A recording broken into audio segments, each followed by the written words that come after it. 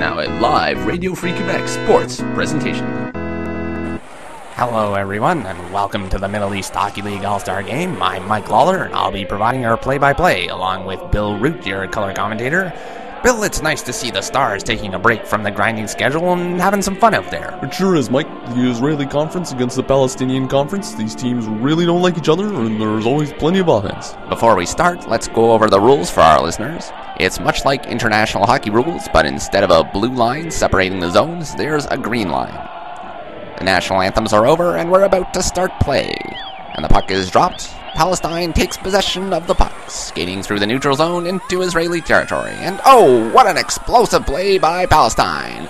That's for sure, Mike. And when you say explosive, the player literally exploded. He seems to be carrying a nail bomb underneath his gear. Palestinians are not afraid to sacrifice the body. However, the referee is signaling a penalty. And rightly so, Mike. A nail bomb this early in the game when the Palestinians had a strong position was an undisciplined play. The Israelis are talking to the ref. And are they calling a timeout? They're actually calling a curfew, Mike. It's like a timeout, but it only applies to the Palestinian side. With the entire Palestinian team sitting on the bench, the referee drops the puck, and Israel scores into the open net. Yeah, you see, that's why I don't like that rule. The Israeli team can just call a curfew anytime they want and then just waltz in unopposed into the Palestinian zone and score. It makes the game really one-sided. Yeah, but they probably wouldn't have called that curfew if it wasn't for the suicide bombing so early in the period. Yeah, that's true, Mike. And the puck is dropped at center ice, and Palestine wins the face-off again. And this is a bit of a surprise. Israel is playing defense. Yeah, the particular defense is called the wall. It's much more effective than the trap. It really prevents Palestine from crossing over the green line into the Israeli zone and using their explosive offense.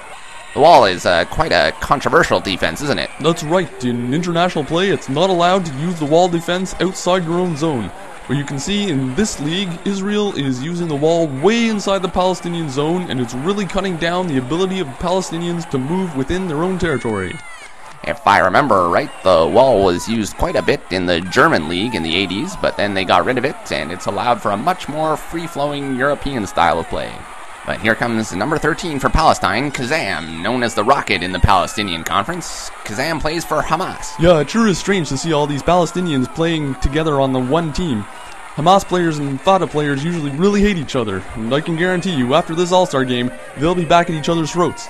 Kazam makes it into the Israeli zone, but isn't able to make a good play. That's the one big knock against the Rocket. He's fast, he's unpredictable, he really scares the Israelis, but he has a weak shot and tires out easily. As you can see, he barely penetrates the Israeli zone before he's completely exhausted. And here come the Israelis neutralizing Kazam. The Israeli defense is playing way up past their own zone and deep into Palestinian territory. And oh dear! Oh my! Look at what the Israeli defense forces are doing! Oh, I've just been handed a note saying that we are not allowed to report what the Israeli defense forces are doing inside the Palestinian zone. And that's the end of the first period, with Israel leading 1-0. Well, Bill, neither side is really taking advantage of their opportunities, are they? No, Mike, they've both squandered plenty of opportunities to get ahead in this game. Each time they seem to be getting somewhere, they resort to dirty plays and retaliation. Yet, you have to say, Bill, it looks like the Israelis are in firm control of this game.